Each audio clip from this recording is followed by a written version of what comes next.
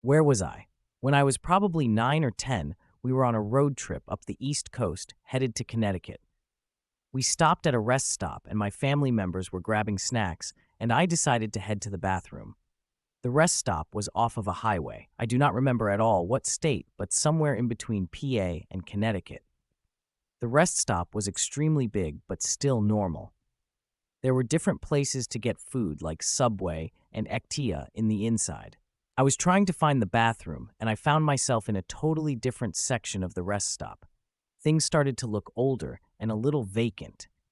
I was walking through doors, and then I went into this door in a weird empty room, and what I walked into was unexplainable.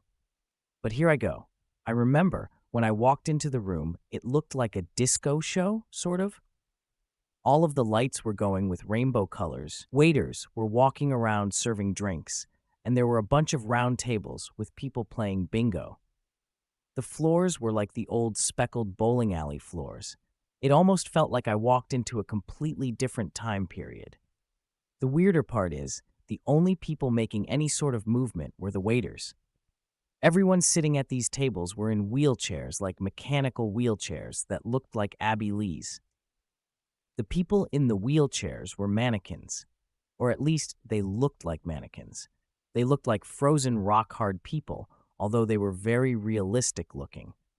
The image of these mannequins is ingrained in my head, and explaining it to people is so hard.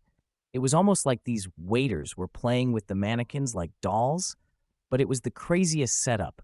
The mannequins had over-the-top makeup and wigs on. All of their arms were propped up on the round tables with bingo cards placed in some of their hands. I know what I saw.